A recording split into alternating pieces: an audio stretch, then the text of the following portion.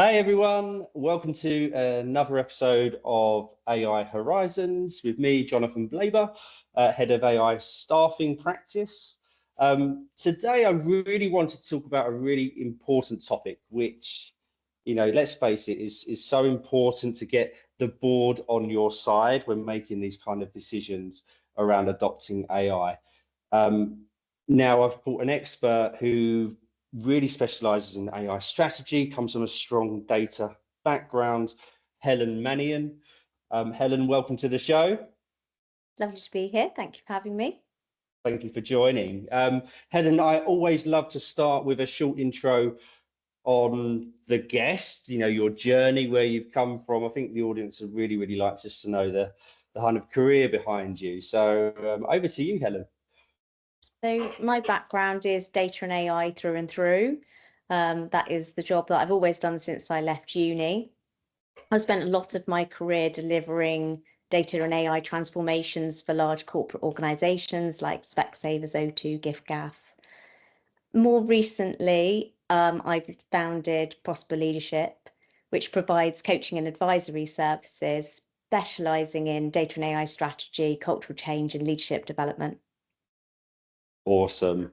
So we're in safe hands when we're talking about strategy, when we're talking about influencing the board and getting them to understand your ways of thinking. So yeah, really great to have you on. I guess I'd just love to kind of really kickstart the conversation, around what we can be doing to, influence, the board. So crafting an AI narrative that resonates with board members. So especially when they don't have a technical background, can be really challenging, I'd imagine, right? So what's the kind of, where's your wisdom and experience that can help, our audience in that kind of scenario? I think that one of the first things to build that relationship with sort of very senior leaders across the organisation is to try and talk more in their language. And I think that if you've lived in a data and AI world for many years, like I have, it's very easy to almost become oblivious to the language that other people don't really understand. And it's so easy to cross wires when you're speaking to people and they take something completely different from what you've actually said, or the way that you've said it. And it's not really what you mean, but it's how they interpret it in a different way. And I think that happens a lot in data and AI because there's a lack of understanding. And one of the things that I almost used to play a little game with myself sometimes, because I'm a big believer in actually when you're speaking to really senior business stakeholders, actually you don't really need to talk about data. Actually, what you want to talk about is the business and the outcomes. And so I almost used to play a little game with myself. How many times am I mentioning data and AI? Technical language. and because actually I kind of felt like I should stop, and it's really hard to stop, but that was always my ambition: stop talking about data and AI. So and how would you kind of build that rapport? I mean, how would you kind of get into their world when you're coming from such a technical background? What's the kind of process you follow? So I mean, you have to start with the business value and the outcomes that they want to drive. Ultimately, I think that that's really where you've got to start. I think that it's fascinating sometimes because when you go into lots of those conversations, people recognize you as a data and AI expert. They know that when you're coming to the conversation. So I find sometimes, even when I say to people, what are your business objectives? Or what's the biggest thing you want to achieve? The answer they give me is a data answer. It's not actually their biggest objective at all. It's what they think my business objective should be that's linked to what they ultimately want to achieve, if that makes sense. So they might say, well, my customer data is really bad, really poor quality. Sure. And I think that just continuing to really tap into, but no, that's not really what I meant. What ultimately do you want to achieve is really important part of building that relationship and building that understanding. And understanding is the core of any relationship. Yeah, I mean, I can imagine that there's a, I wouldn't say a barrier, but almost a sense of, right, we have a data and AI expert here. So the problem I'm trying to solve should be data and AI. But whereas Yes, actually, totally. when you strip it back, it isn't a data problem or an AI problem as such. It's a business, challenge that you're trying to solve, or business problem. So Totally. on board, absolutely. So, in terms of some of the effective ways to frame AI, not just as, tech innovation, but more as a strategic enabler. So, getting that business mindset away from the data. What would you advise there? I mean, for me, again, it comes back to the business goals, the benefits, the outcomes. It all centers around the value. I don't think these conversations should be technical. I mean, maybe there's an element of technical when you're speaking to maybe a CIO or a CTO, but other than that, I don't think technical plays a part. This conversation should be 100% around the value add, the outcomes that you're going to drive, the benefits you're going to drive, and technical details are almost secondary, if valid at all, in that conversation, I think. Mm, mm.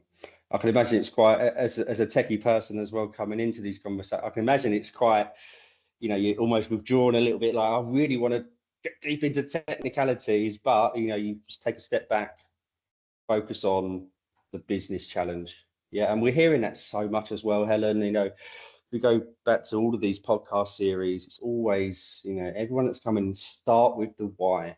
What are you actually trying to achieve? And then formulate that Totally. strategy from there. So completely agree. But when it does come to, setting strategies, how can AI leaders ensure their AI strategies are clearly tied to the broader strategic goal?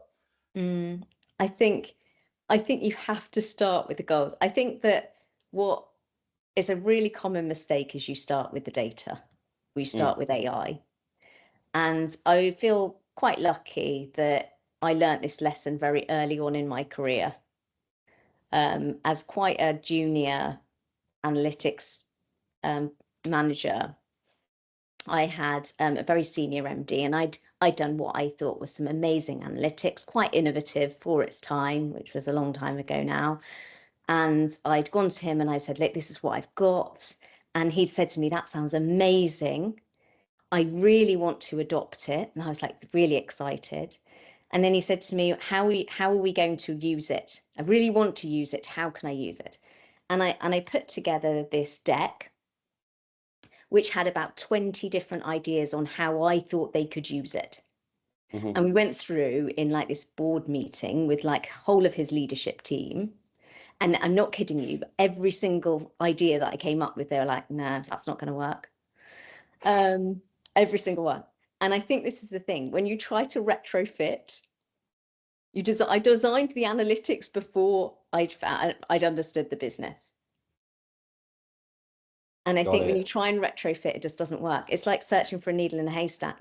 You could go away and Yeah, design 20 different analytics solutions, and they wouldn't still be right. because you And so you haven't have to you start haven't the other way understood round. the, yeah, yeah, You have yeah, to I get start the it. business first, then design the analytics solution. That's great. Yeah, I mean, I can imagine a good learning curve for you for I sure, mean, and I for can laugh at it now, but at the time it wasn't funny. oh, I can imagine. Yeah, and all this work that you put in, and it just gets kind of yeah, poo-pooed as such. But okay. And what about sharing a time when aligning AI with a business objective really helped secure board approval? Because that's what we're here to talk about, right? Is getting people on side, bought into what you're trying to achieve. What would be the kind of strategy around that? So I think all board approvals ultimately they will send back to what they need to achieve in their business outcomes. I'd be really surprised if people are able to get board approval when they're not linking it back in some way or form. But I think the thing that people struggle with in this area is the level at which they're linking it back. So if you, and I think this is a common problem with data analytics, almost like if you go too granular, the use cases that you're articulating sometimes can be quite small. And so the ROI almost isn't quite appealing. But if you try and bring them up a level, you end up generalizing and they become a bit theoretical. And so you end up saying things like, well, this is going to be able to improve decision making or strategic decision making, but that feels just very intangible. And I think that this is the problem that ultimately is the balance between articulating the scale of what you can achieve, but also really pinpointing where it's really going to add value and how it's going to add value, and what that's really going to mean for customers or colleagues, or whatever the solution ultimately is going to impact. Yeah, I mean ROI as well, as you mentioned, it's a topic that's not quite really understood at the moment in terms of what AI can do and the level of ROI it can bring. I mean, have you just speaking generally, but have you seen some really cool, good, successful stories around a successful AI implementation? I think that the problem here is that because data and AI is ultimately enabler, there are an awful lot of different elements that need to happen, generally speaking, not always, but in the majority of cases, for actually that value to be realised.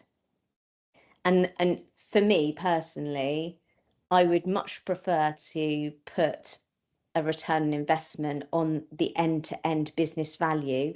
Now, some of that is going to be because of your data and AI solution. There might be other people that are doing other things that are also contributing to that value chain, if that makes sense. But it becomes something that then isn't just a theoretical attributed number, that actually becomes a forming of a proper business case that's real. Yeah, no, I totally agree. I mean, it is, as I say though, it is really hard to put that number on it. And is it actually pound notes, pound coins that it generates ROI, or is it improving operational efficiency? Is it making your staff focus on the task they love as opposed to the repetitive task, and giving them more time to enjoy their role? And there is that kind of argument of pounds versus staff well-being, happiness, that kind of thing. So and again, I think that it doesn't necessarily need to be pounds and pence, and I think that also really depends on your organization. Like the objectives of your organization, as in Specsavers example, could be helping prevent sight loss. That's not a pound and pence number. No. But it is arguably the most important thing. Yeah, absolutely. So I don't think it needs to be pounds and pence. What I do think is that it needs to be really, really aligned with what the business sees as their core purpose. Yeah.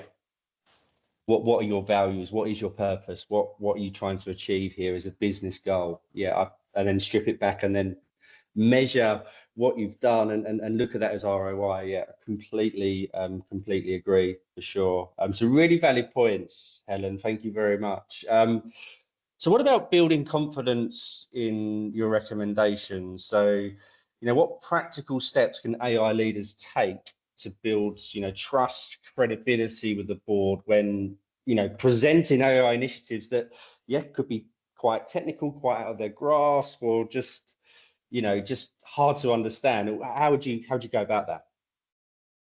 So I think you definitely need to do what you say. I think just generally, if you want to build trust and credibility, kind of just makes sense to follow that principle. But I think coming back to what we've also just been talking about, for me in data and AI world, it's about trying to take it away from the intangible nature that data and AI is. It's often misunderstood. It's often seen as black box or magic. It's not touchable. and lots of people can't really envisage what it's going to produce or give them. And so I think that when you can make it real, and that could be telling a story about the impact to a customer, or demonstrating how this is going to change somebody in your workforce and the impact to them. But I think whatever route it is, it could be just, a simple value chain. This is what's going to happen. This is going to be the outcome. Could be a variety of ways, but I think that you need to make it tangible. And that leads us on nicely to, I mean, if I'm on the board, I want to see quick wins, right? I want to be seeing quick results, but how do you manage that? How do you manage expectations that it's not just about the quick wins, it's also about the longer term value? Again, I think this depends on your organization a little bit too, coming back to what is their objective. Some organizations are going to be more concerned than others about the longer term trajectory and longer term strategy. Others are going to be more focused on the short term. Now, in all cases, you're going to need to make sure that you're not building sticky plasters everywhere all the time, right? Because it's going to break, definitely. So there's definitely an element if you're going to need to put your foundations in at some point. And you're definitely going to need to explain that process of how that's going to work. So I'm not saying, just do quick wins and that's okay, because that obviously is not going to be satisfactory longer term. But I think that it is dependent really on what the organization wants to achieve. And I think what's most important is not whether your strategy has lots of quick wins or lots of long-term wins, but it's based on what your organization needs and wants. And you are super transparent about if you're delivering these quick wins, but they need additional work or they need to be productionized, that you're transparent about that up front. So I think there's loads of value there. I think there's a lot of benefit in doing prototyping and testing and looking for those quick wins, definitely, without a doubt. But I would say that if you're building those in a way that can't scale, can't be fully productionized, then you need to make sure that you're really transparent and clear at the beginning that this is going to need extra resource, money, time to really actually be fully implemented. So for me, this is more about transparency, really. So just being honest up front, engaging, and just set things out from the start, like that there is potentially going to be some challenges here. This is the timeline on ROI or what we're going to see back. Let's just be patient and just get everyone on board. But I do appreciate when you're top of the tree, you're sitting on the board, you sometimes can't be too patient because it does cost. So where do you kind of draw a line, I guess, in terms of like timelines? And you can see this adding real value, but it's going to be 2 years or 3 years, 4 years. So I suppose where do you draw the line? I don't think that line is for a data leader to draw. Okay. That line is not my decision. That line is a board's decision. But to make that decision, I need to be really clear and really transparent to give them the information they need to be able to make the right decision for the organization. So I could give them my recommendation, of course, but ultimately, I think that, whether they're comfortable that they're going to get this value in this time, you might be able to say, well, if we might be able to bring those timelines forward and take these functionality out. You might be able to do different options, right? So there's always flex. Yeah. But I think ultimately, your job as a data leader is not necessarily to make that decision. Your job is to be really, really transparent and clear so that other people can make that decision. Yeah. And you can deliver on what you've said you're going to do. Yeah, that's such a good answer as well, Helen. Thank you so much. That is honestly because, I think everyone needs to have their role, their responsibility, and ultimately at board level, right? You are the decision maker on that part. You give the evidence and the wisdom and the knowledge behind what you're saying. But yeah, completely agree for sure. So it kind of leads us nicely onto about board concerns, objections. Are there any kind of common like objections that a board will put in place when you're presenting a strategy like AI strategy? So I think the three probably biggest concerns around data and AI, first would be accuracy. I don't think this is going to work because I don't think the data is good enough quality, and it's not good. It's not going to be good enough. I think that's a common concern. The second would be risk. So it could be privacy, or ethics, or brand reputational damage, and those things that they would definitely worry about potentially. And I think the different organisations obviously worry about these things differently. So, but I think these are generally the three biggest, most common. And the third would be value. If I'm putting in this investment, what am I going to get out, and is that actually going to be realised? I think they're often the three biggest barriers in some shape or form. But I think different organisations are going to be more or less risk averse. Some are going to be more concerned about value. Some are going to be more concerned about accuracy. So it really depends. But I think generally they're the three biggest that I think I see. Depends on the business, the circumstance. I completely understand. Is there any way that you would handle these kind of objections when, obviously from a data and AI leader, you have that understanding and confidence that this is going to work, but someone non-technical saying, I don't think it's going to work. Is there anything that you would, is there any kind of common ways to deal with that kind of scenario? I think the first is you've got to really understand their perspective, and you've got to tackle it at really what is the root of their concern. And I think the other thing is probably to be quite open-minded. Like maybe there's elements of their concern that are quite valid. And I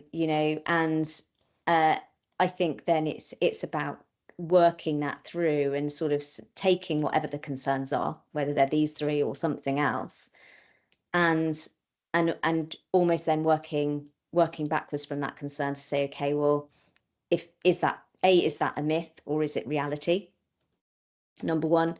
And then, if it is true, how is that really going to impact, and is there anything we can do to mitigate? So I think that's ultimately, really what you need to do, and you might need to tap into other people across the organisation to do that, to get multiple people's views. I mean, the other thing that I think is, quite common, is that a board might have an opinion, and actually that they might be reassured if, your risk and compliance manager, if they're worried about risk, they might be satisfied if your risk and compliance manager is happy, as an example. So I think it's kind of almost like you've got to consider the organisation, how the organisation operates almost as well, to consider who do I need to get buy-in from, who needs to be aligned with this and happy with actually what we're doing and how we're doing it. Who's going to be that ambassador kind of? Yeah, absolutely. Yeah.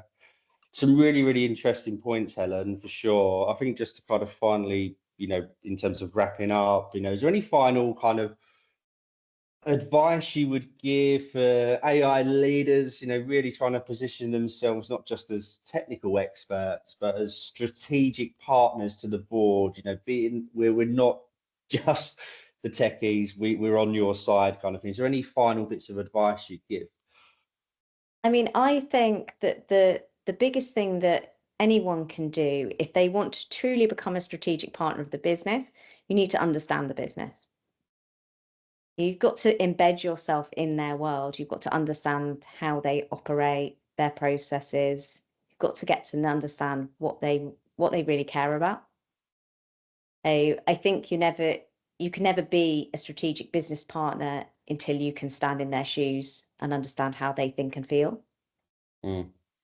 So I think for me, that's the biggest piece of advice I'd give if you really want to become a strategic partner. And that is it, right? It is about putting your feet in their shoes, understanding why the objections are there, and trying to ultimately come up with a solution that will work. If you ignore the objections, it's going to create problems down the line with the strategy. Completely agree. Helen, I think you've been absolutely fantastic. Thank you very much for joining us as a wonderful guest. Some really valid points that I think our audience will really value in terms of just, creating that solution that's going to work and the steps that are going to do. So thank you so much, Helen. You've been a fantastic guest, and we look forward to having you on again. Thank you very much for having me. Thanks for listening to another episode of AI Insights with me, Jonathan Blaber, heading up our AI recruitment practice at Eden Smith. If you'd like to find out more, please visit our website, find me on LinkedIn, or email me at jonathan.blaber@edensmith.co.uk. Thanks again for listening.